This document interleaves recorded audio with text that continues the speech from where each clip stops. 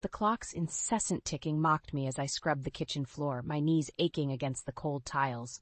Bruce would be home soon, and everything had to be perfect. I glanced at my watch and cursed under my breath. Doris would arrive any minute for her weekly inspection. As if on cue, the doorbell rang. I scrambled to my feet, smoothing my apron and plastering on a smile. "Coming," I called, my voice unnaturally cheery. Doris swept in, her critical gaze immediately scanning the entryway. "Alice, dear, you haven't dusted the banister again," she tutted, running a perfectly manicured finger along the railing. I bit back a retort. "I'm sorry, Doris. I'll get to it right away." "See that you do. Bruce works so hard, he deserves to come home to a spotless house." I nodded, swallowing the lump in my throat. If only she knew how hard I worked to maintain this facade of domestic bliss. The front door opened, and Bruce strode in, his suit immaculate as always. "Mother, what a pleasant surprise," he said, kissing Doris on the cheek. "Alice was just about to prepare dinner," Doris announced, giving me a pointed look. "Actually, I began, but Bruce cut me off. "Excellent, I'm famished." He loosened his tie and headed for the living room without so much as a glance in my direction. As I turned towards the kitchen, my phone buzzed in my pocket. A text from Jenny. "Still on for coffee tomorrow?" I hesitated, knowing Bruce wouldn't approve of me socializing during the day, but a tiny spark of rebellion ignited in my chest. "Absolutely," I typed back quickly. "Alice," Bruce called from the other room. "Where's my scotch?" I sighed, shoving the phone back into my pocket. As I reached for the bottle, my hand brushed against an unfamiliar object. Frowning, I pulled out a small velvet box. My heart raced as I opened it, revealing a stunning diamond necklace. For a moment, hope fluttered in my chest. Then I saw the note tucked inside. "To my dearest Melissa, all my love, Bruce." The box clattered to the floor, and my world shattered with it. My hands shook as I clutched the velvet box, the diamond necklace mocking me with its brilliance. I stormed into the living room, my voice trembling. "Bruce, who's Melissa?" His head snapped up, eyes widening for a split second before narrowing. "What are you talking about, Alice?" I tossed the box onto his lap. "Don't play dumb. I found this in your jacket." Doris gasped, her hand flying to her throat. "Bruce, darling, what's going on?" Bruce's jaw clenched as he stood, towering over me. "It's nothing, Mother. Alice is just being dramatic as usual." "Dramatic?" I spat. "You're having an affair." "Don't be ridiculous," he scoffed. "It's a gift for a client. You're overreacting." Doris tsked, shaking her head. "Really, Alice, you should trust your husband more." Bruce would never. "Stay out of this, Doris," I snapped, surprising even myself with my vehemence. Bruce grabbed my arm, his fingers digging into my flesh. "That's enough. Apologize to my mother right now." I wrenched away from him. "No, I'm done apologizing. I'm done with all of this." "Alice," Doris hissed, "you're embarrassing yourself. A good wife doesn't make scenes." "Well, maybe I don't want to be a good wife anymore," I shouted, tears stinging my eyes. Bruce's face darkened. "Go to our room. We'll discuss this later." "No," I said, my voice steadier than I felt. "I'm leaving." As I turned to go, Bruce grabbed my wrist. "You're not going anywhere. What will people think?" "Let go of me," I growled, twisting free. I ran upstairs, throwing clothes into a bag. My phone buzzed. A text from Jenny. "Everything okay? Still on for tomorrow?" I typed back quickly. "No. Can I stay with you tonight?" Her response was immediate. "Of course. What happened?" I heard Bruce's heavy footsteps on the stairs. "I'll explain later," I texted. "Be there soon." Grabbing my bag, I steeled myself for the confrontation to come. It was time to stand my ground. Jenny's spare room felt like a sanctuary after the chaos of the past few days. I sat on the edge of the bed, staring at the business card in my hand. Dr. Amelia Winters, therapist. Jenny had slipped it to me over coffee this morning. "You need to talk to someone, Alice," she'd said, her eyes full of concern. "Someone who can help you see things clearly." Now, my finger hovered over the call button. What would Bruce say if he knew? What would Doris think? A text from Bruce lit up my phone. "Come home. We need to talk." I ignored it, took a deep breath, and dialed Dr. Winters' number. An hour later, I sat in a cozy office, pouring out years of frustration and pain to a sympathetic stranger. "Alice," Dr. Winters said gently, "what you're describing sounds like a pattern of emotional manipulation and control." The words hit me like a punch to the gut. "But he's my husband. He loves me." "Love shouldn't make you feel small or inadequate," she replied. Tell me about the first time you felt this way with Bruce. As I spoke, memories flooded back. The subtle criticisms, the constant demands, the way he'd isolate me from friends and family, it had all happened so gradually, I hadn't even noticed. Oh God, I whispered, tears streaming down my face. How did I let this happen? Dr. Winters leaned forward. You didn't let anything happen, Alice. You've been surviving. Now it's time to start living. As I left her office, my phone buzzed again. Bruce, where are you? Come home now. For the first time, I saw his words for what they were, not concern but control. My fingers flew across the screen. No, I'm done being your perfect little wife. I hit send, my heart pounding. Then another text came through, this time from Doris. You're tearing this family apart. How could you be so selfish? I stared at the phone, a strange calm settling over me. It was time to reclaim my life, no matter the cost. The annual Thompson family barbecue loomed before me like a battlefield. I smoothed my sundress, took a deep breath, and stepped into the backyard. Bruce's arm snaked around my waist, his grip too tight to be affectionate. Smile, darling, he hissed. We have appearances to keep up. I plastered on a fake grin as Doris swooped in, air kissing my cheeks. Alice, dear, you look rested, she said, her eyes narrowing. I hope you're not neglecting your duties at home. Before I could respond, Bruce chimed in. Of course not, Mother. Alice knows her place. Something inside me snapped. And where exactly is that, Bruce? Under your thumb? A hush fell over the gathering. Bruce's face darkened, but I pressed on. I'm tired of pretending everything's perfect when it's falling apart. Doris gasped. Alice, this is hardly the time or place. It's exactly the time and place, I retorted. I'm done being your punching bag, Doris, and I'm done being your doormat, Bruce. Bruce grabbed my arm, his fingers digging into my flesh. That's enough, he growled. We're leaving. I wrenched away from him. No, I'm leaving. You can stay here with your perfect family and your perfect lies. As I turned to go, Doris called out, If you walk away now, don't bother coming back. I paused, looking over my shoulder. Is that a promise? Ignoring their shocked faces, I strode towards the gate. My phone buzzed. A text from Jenny. How's it going? I typed back, I just burned every bridge. Can you come pick me up? Her response was immediate. On my way. You okay? I took a shaky breath, realizing I didn't know how to answer that question.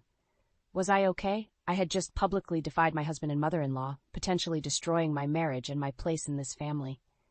But as I stood there, waiting for Jenny, I felt something I hadn't experienced in years.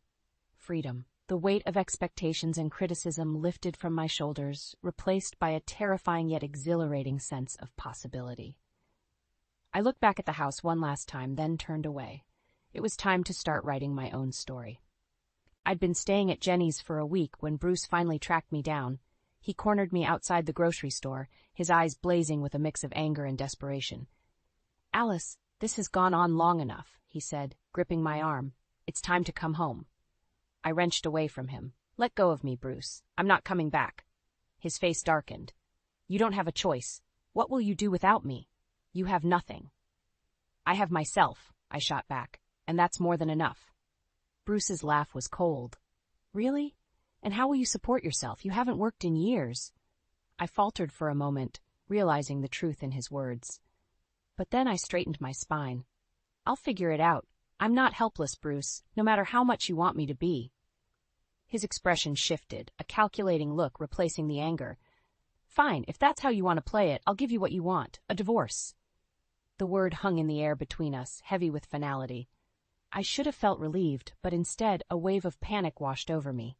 A divorce meant freedom, but it also meant uncertainty, financial instability, starting over from scratch. Bruce must have seen the fear in my eyes, because he pressed on. But think carefully, Alice. Without me, you'll have nothing.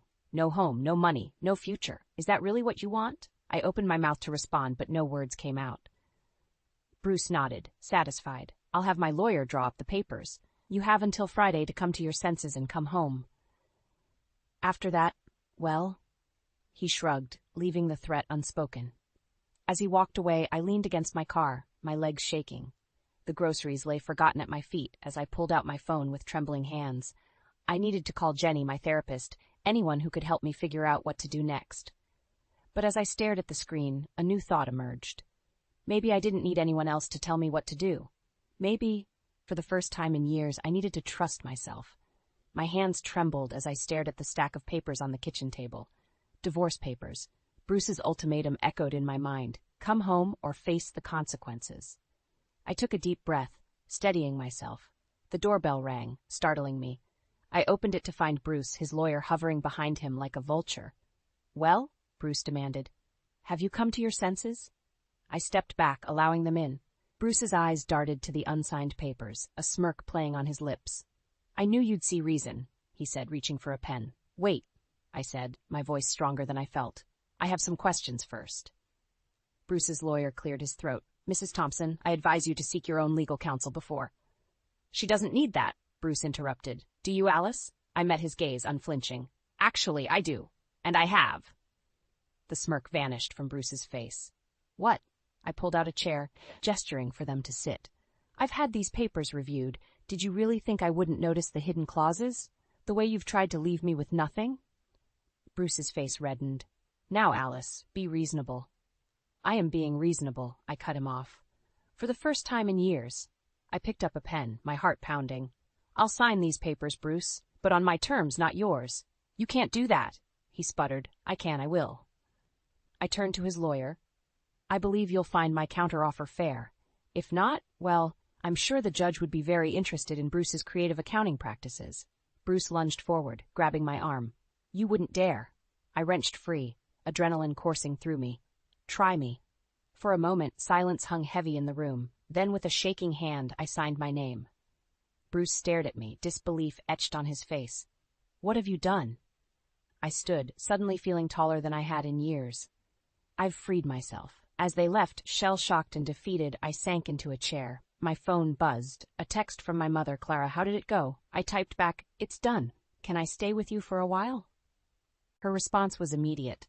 "Of course, sweetheart. I'm so proud of you." Tears blurred my vision, but for the first time in years they were tears of relief.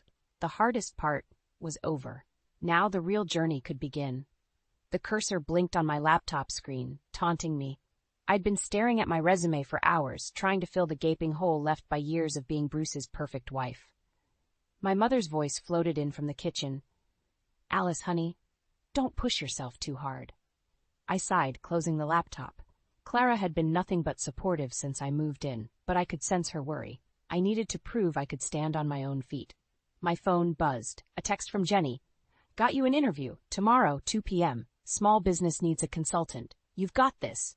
My heart raced. An interview. A real chance to restart my career. I typed back a quick thanks. Then panic set in. What would I wear? What would I say? How could I explain my absence from the workforce?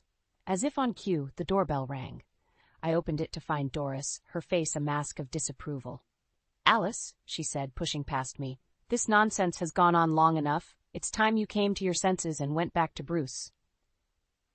I stood my ground. "I'm not going back, Doris. I have an interview tomorrow. I'm moving forward." She laughed, a harsh sound. "An interview? Don't be ridiculous. Who would hire you after all these years?" Her words hit me like a physical blow, voicing all my insecurities. But then I saw the fear behind her eyes. She was losing control, just like Bruce had. "I would," I said firmly. "I'd hire me in a heartbeat." Doris's face reddened. "You're making a mistake. You'll fail. And then what? Bruce won't take you back." "Then I'll pick myself up and try again," I retorted. "That's what strong, independent women do." As I ushered her out, my phone buzzed again. A voicemail from Bruce. "Alice, please, I need you. Nothing's working without you. Come home." I deleted it without listening further, my hand shaking but my resolve firm. Tomorrow's interview wasn't just a job opportunity. It was my chance to reclaim my life, to prove to myself and everyone else that I was more than just Bruce's wife. I reopened my laptop, determination fueling my fingers as I began to type. This time I knew exactly what to say. I straightened my blazer, took a deep breath, and pushed open the doors to my new office. My name gleamed on the frosted glass. Alice Thompson, Senior Business Consultant. 6 months of hard work had led to this moment, and I couldn't help but smile. My phone buzzed. Bruce's number flashed on the screen. I hesitated, then answered. "Alice," his voice cracked. "I need your help. Everything's falling apart without you." I closed my eyes, remembering the countless times I'd rushed to fix his problems. But not this time. I'm sorry, Bruce, I said firmly, but that's not my responsibility anymore. Please, he begged. I'll do anything. We can start over. No, I replied, surprised by the strength in my voice. We can't. Goodbye, Bruce. I ended the call, feeling a weight lift from my shoulders. As if on cue, Jenny burst into my office, grinning. Ready for your first client meeting, boss lady? I nodded, gathering my files. As we walked to the conference room, I caught sight of my reflection in the window. The woman staring back at me was confident, successful, and most importantly, free. The meeting flew by in a blur of presentations and handshakes. As the clients left, full of enthusiasm for our proposed strategies, Jenny turned to me with pride in her eyes. You did it, Alice. You really did it. Tears pricked my eyes. We did it, I corrected her. I couldn't have done this without you, or my mom, or Dr. Winters. Jenny squeezed my hand. But you're the one who took the leap. You should be proud of yourself. As we walked back to my office, my phone buzzed again. This time it was a text from Clara. Dinner tonight to celebrate your big day? I smiled, typing back a quick yes.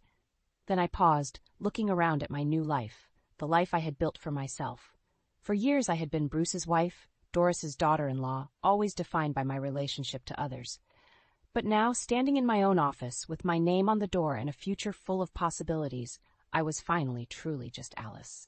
And that was more than enough.